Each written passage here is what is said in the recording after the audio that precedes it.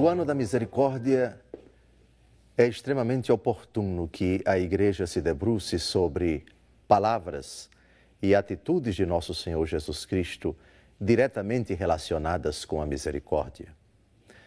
Na verdade, tudo aquilo que disser respeito a Jesus é expressão completa da misericórdia, porque Jesus é a prova, é o sinal, a manifestação visível da misericórdia do Pai em favor dos homens.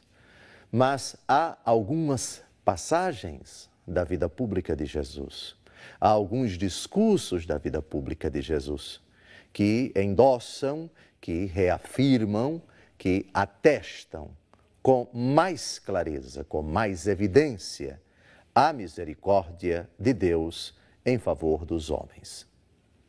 E o programa de hoje vai se debruçar sobre uma das passagens mais bonitas do Evangelho.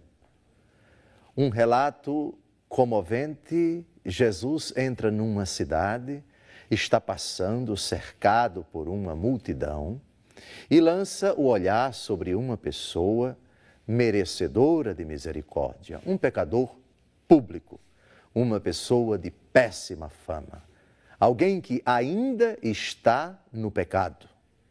E Jesus lança um olhar para essa pessoa, faz um convite a esta pessoa, deseja estar na casa desta pessoa, entra na casa desta pessoa e nesse encontro, nesse contexto de visita bem intencionada, com uma intenção bem precisa, Jesus vai àquela casa, vai lançar-lhe um olhar de ternura, um olhar de carinho, um olhar que vai chamar a uma nova vida o dono da casa.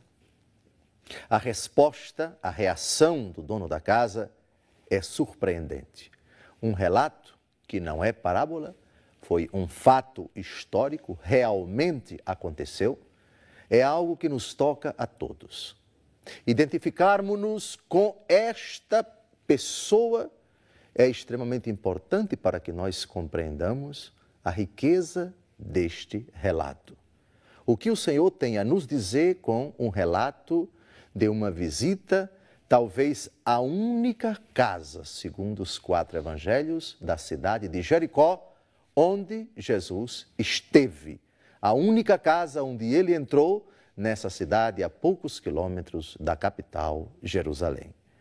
Escutemos o relato e depois teçamos alguns comentários sobre essa página tão bonita do Santo Evangelho segundo Lucas. Esta passagem só se encontra no 3º Evangelho. Jesus entrou em Jericó e ia atravessando a cidade. Havia aí um homem muito rico chamado Zaqueu, chefe dos recebedores de impostos.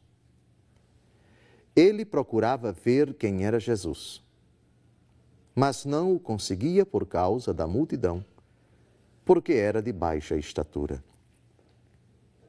Ele correu adiante, subiu a um sicômoro para o ver, quando ele passasse por ali.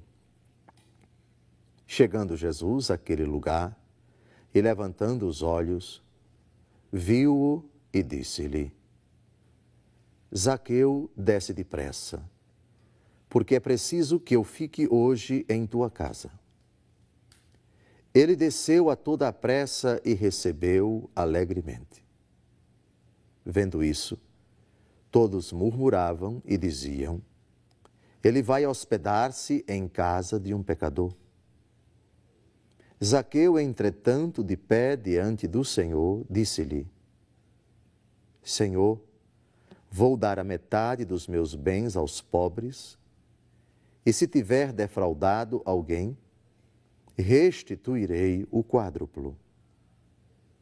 Disse-lhe Jesus: Hoje entrou a salvação nesta casa, porquanto também este é filho de Abraão. Pois o Filho do Homem veio procurar e salvar o que estava perdido.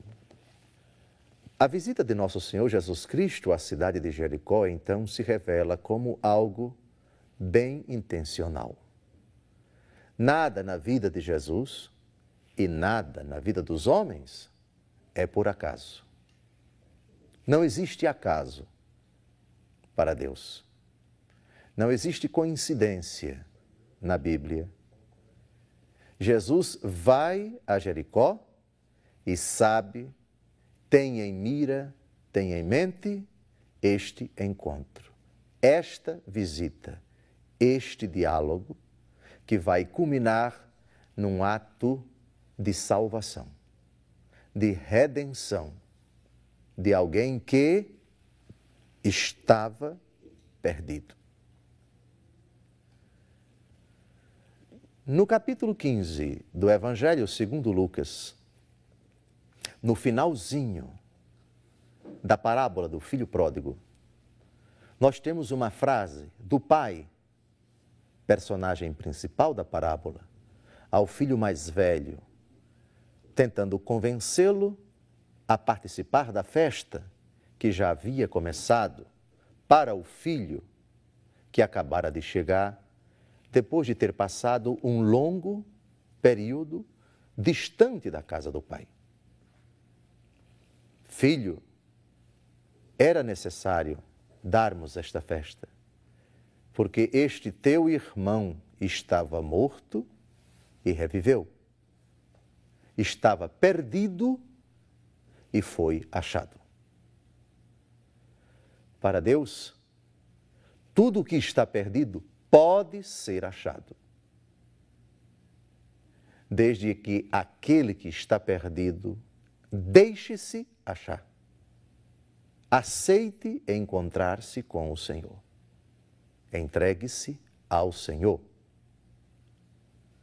Assim, aquele ditado, você é um perdido, quando essa afirmação significa você não tem mais jeito, ela é absolutamente inaceitável no horizonte da misericórdia de Deus. A parábola, portanto, deve ter como ponto de partida a parábola do filho pródigo, esta afirmação. Estava morto e reviveu, estava perdido e foi achado. Da mesma forma, o relato histórico da visita de Jesus à casa de Zaqueu.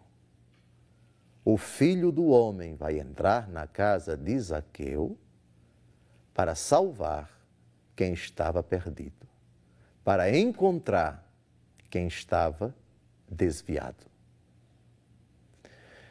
Mas é oportuno que nós nos detenhamos em detalhes deste relato, porque eles são riquíssimos também para a nossa intenção de ressaltar a misericórdia de Deus se manifestando em toda a sua candura, em toda a sua beleza, em toda a sua riqueza neste relato. Logo no começo se diz, Jesus ia atravessando a cidade. De um canto a outro, Jericó naquele tempo não devia ser uma cidade muito grande. Digamos, seria o que hoje nós chamamos uma periferia de uma cidade grande. Fica a pouco mais de 20 quilômetros hoje da cidade de Jerusalém. Não é muito distante da capital. Mas uma cidade, digamos assim, uma parada obrigatória de quem vem do norte, da Samaria, da Galileia, da parte setentrional de Israel. Uma cidade cara para nosso Senhor. Ali ele curou o cego Bartimeu, ali ele realizou alguns prodígios.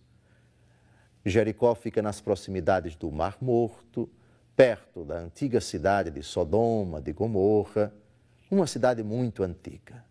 Jesus atravessa a cidade. São Lucas relata que Zaqueu era um homem muito rico. Aqui se destaca a riqueza, os bens materiais desse cobrador de impostos. Ou melhor, chefe dos recebedores de impostos. Destacam-se então duas qualidades, dois atributos de Zaqueu. Era alguém detentor de uma fortuna considerável e era chefe. Hoje nós diríamos o chefe do Ministério da Fazenda, por assim dizer, naquela cidade. A tarefa de cobrar impostos era dele.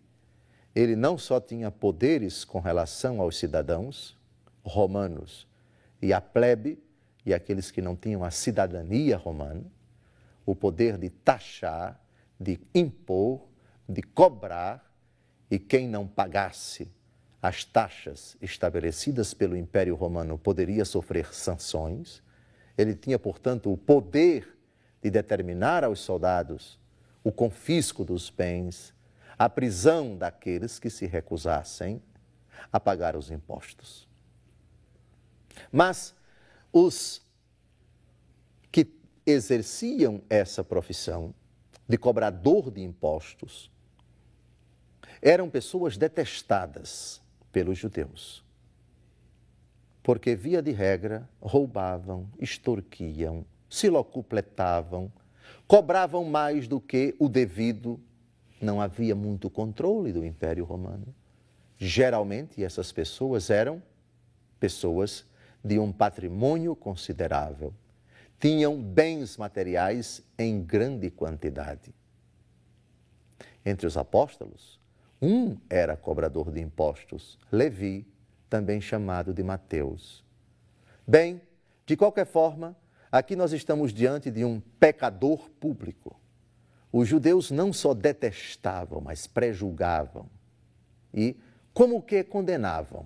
Tais pessoas devemos evitá-las, porque são detestadas, porque são pecadoras notórias, públicas. Era alguém hostilizado. Era alguém que se mantinha, o judeu deveria manter distância dele. No próximo bloco, nós vamos enfocar alguns outros detalhes que se encontram nos versículos seguintes. Esta pessoa tida como condenada, tida como execrada, tida como hostilizada, alguém não digna de salvação, alguém antecipadamente na mente de muitos judeus já condenada, uma desgraça, por assim dizer, uma miséria, um farrapo humano, porque ladrão, que, portanto, não tem salvação para muitos judeus, para Jesus tem jeito, tem salvação. Mas Jesus vai fazer exigências sem as quais a salvação não entrará na casa de Zaqueu.